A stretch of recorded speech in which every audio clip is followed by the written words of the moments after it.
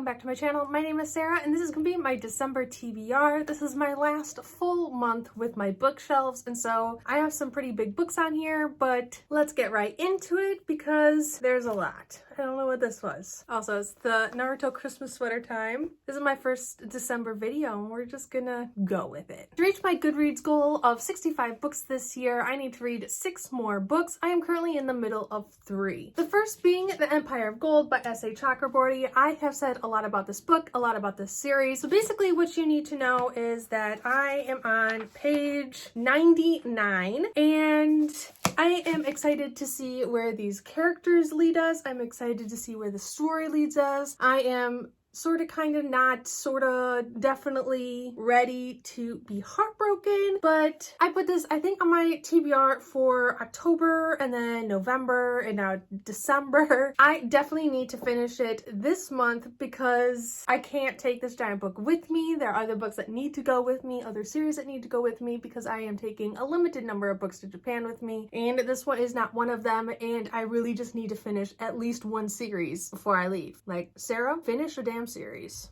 Another book that I'm currently in the middle of is The Majestic Imposter by Tanya Bird. This is a really, I want to call it a very intense series. There is currently 5 full novels and then 2 novellas. I have originally read books 1, 2, and 3, but I decided to reread this series and because I loved it. I really loved this series the first time I read it, except there were only 3 books in the series at that time. So the past week or so, I have reread book 1, book 2, the first novella, and now I am rereading book 3. And this series is, I want to compare it to Girls of Paper and Fire by Natasha Nan, but with no magic. There's no magic in this series. It is kind of described as a medieval kind of kingdom concubine kind of story. They are called royal companions. They are basically bought by the royal family and basically they're concubines. They are sold to be mistresses basically. And so it follows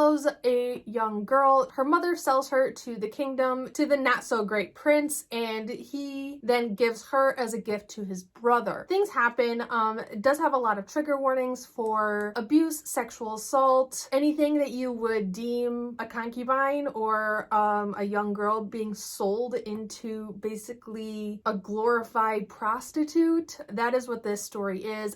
I love it so much. This Tanya Bird does a lot in this series where you would expect it to go one way and then it goes another, and I really just appreciate the different turns that she takes with this story, and I'm really enjoying my reread of book 3, even though it's probably my least favorite of the 3 that I've already read, but I'm really excited to finish it and then go on with books 4 and 5. But yes, so I need to finish this book and I will probably leave the 2 next novels and the last novella for quarantine in Japan in January, but I do want to finish this book before I leave. There are some buddy reads in the works for me in December because what month do I go without a buddy read? The first one is I'm going to be buddy reading with Jade from Jaded Reader, and that is A Court of Frost and Starlight by Sarah J. Maas. This is kind of our Christmas/Yule story. We are both completely aware that it is not liked in the book community, but we're going in thinking it's going to be one of those like trashy, not well-rounded Hallmark movies, but as a book. So basically we know that it's not greatly admired or loved in the community, but we're so excited to keep going with Farah and her newfound family, and it's just going to be one of those Christmas specials that you watch not for the storyline, but just because you need some trash around Christmas Yule, right? So yes, I'm very excited. I'm very excited to read this book. We have been reading this entire series together, and this is the next one on the list. It is a novella. It's not a full length like 700-page book like her other ones, but we're just ready. We're just ready to read it. We're ready for this book basically. And if you have lived under a rock and you don't know Sarah J. Maas or the novel this companion novella goes to, it goes to A Court of Thorns and Roses by Sarah J. Maas, and this novella either fits in after book, I think it fits in after book 3, which Jade and I just finished last month, so we're on track. My next buddy read is with Noria from the Chronicles of Noria Leah, and we are reading A Torch Against the Night by Sabaa Tahir, and this is book 2 of An Ember in the Ashes quartet. And I know that the newest book comes out in like 2 days. By the time this video goes up, I think it's already going to be out, but don't quote me on that. Nori and I still have books 2 and 3 to read before we can read the 4th book. So we are reading A Torch Against the Night in December, and I'm really excited because I really loved this story. I love this book. It was probably one of my favorites a couple months ago. But book 1 follows Leah.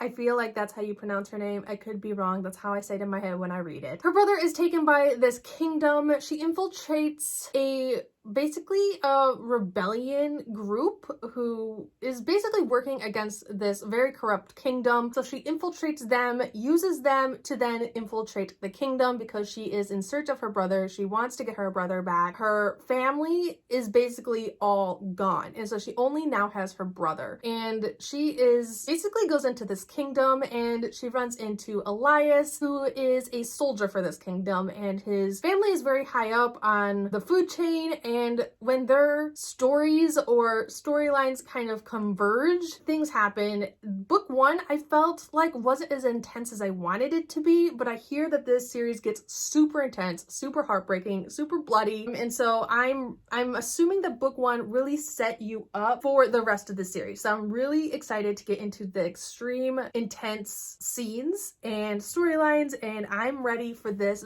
series and this book to just sweep me away. My last buddy read is with Kate from Chapter Kate and Leah from Where in the World is Leah Jane. At least I think we're reading this. We talked about reading it in December, so I'm assuming we are. Maybe. But that is The Serendipity of Flightless Things by Fidnet Moser. I butchered that name. I'm so sorry. But they got this for me when they went to Booknet Fest last year. I wasn't able to go. I was only able to go to BookCon, and so they picked this up because of obviously my channel name, which is Novel Serendipity. This is The Serendipity of Flightless Things. I know nothing about this book, but they did both write a little note in there for me and basically about how much they love me. I do go into a little bit more detail of what these two individuals mean to me in my last video, so please check that out if you haven't already. I know this story plays off of fairy tales stories. I think it follows a young individual who lives with his or her grandmother who does a lot of storytelling. That's all I really know about it. I'm assuming it's just going to be a nice, fun, lighthearted read. It's not super long, and the words are relatively large, so I don't think it's going to take very long to get through it, but I'm really excited just to go into this not knowing much about it and just enjoy the ride,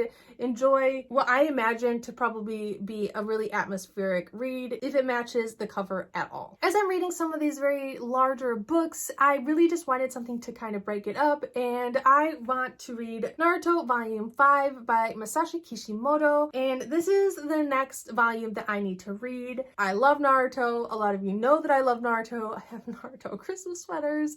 It's fine. But this is just the next installment that I need to read. I own up to volume 6, and so if I have time, I do want to read volumes 5 and 6, but it's not something that I'm going to be prioritizing. If you don't know, Naruto follows a orphaned ninja boy who basically is just living on his own. In his village, teams are put together of ninjas to complete missions for the villages and surrounding villages that he lives in. Naruto is put into Team 7 with Sakura and Sasuke, who are two ninja his own age, and they are led by Kakashi, who is basically their sensei. Naruto holds the demon fox or nine-tailed fox within him, and so he is shunned by the village, and so this is his first time being in a group or a team who they might not accept him, but they don't really have a choice, and so he is learning how to communicate with other people who don't have any choice but to work with him. But there's so much plot and story and character development in this series. I am reading it for the very first time since I've already watched all of the anime, and I'm just really excited to just see where it takes me.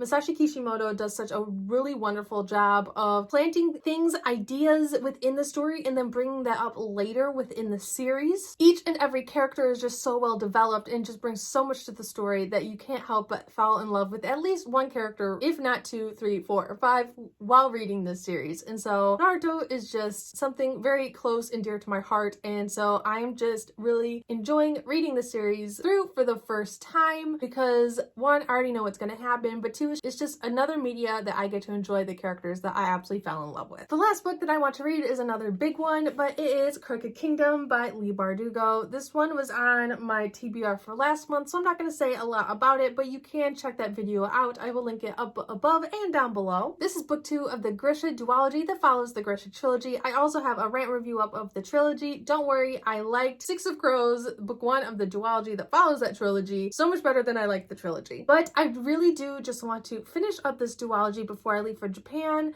because it is quite large and it would be me finishing another series. But basically, this duology follows 6 individuals who are basically heisting a person for a merchant. There is a lot of character development within the first book, though not character relationship development, so I'm really hoping to see a lot of that in here. Book 1 I really enjoyed, but it wasn't a favorite book of mine, but I am told that I will probably like Crooked Kingdom a lot more than I like Six of Crows, so it could become a favorite of mine. Book 1 left off with a semi-cliffhanger, and so I'm excited to dive right back into this story, kind of be reminded where it left off, and to see where it's going to take me. We are going to find out if Kaz and his group of misfits are about to reap the rewards of their journey in book 1, or if they're about to get their consequences handed to them. So I'm really excited to see how that turns out, kind of see how that unfolds, finish another series before the end of the year and before I leave for Japan. Because I never stick to my TBRs, there's probably going to be a few books or series that I either start or kind of get in the middle of. I am currently in the process of seeing which books that I own on my bookshelves are available on Kindle Unlimited, so I know that I am not doubling up taking any books to Japan that I can read on my Kindle while I'm over there. I'm also looking into getting a lot of my books either in physical or audiobooks through Libby, my library app, and we're just gonna have to see kind of how it goes, how far I get, how many books I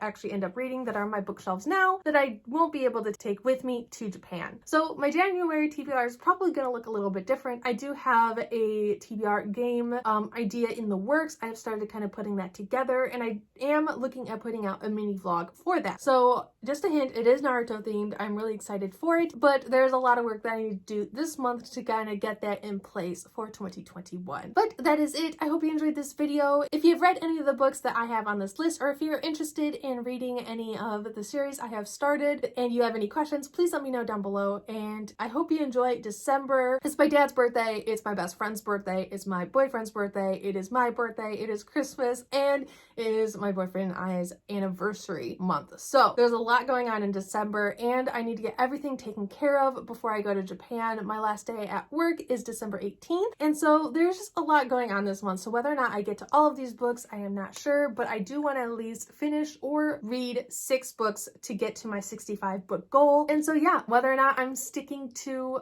this TBR or not, I am not sure, but I'm going to try my hardest, especially since some are buddy reads. But yes, please like, comment, and subscribe down below if you haven't already, and I'll see you guys all next time. All love. Bye.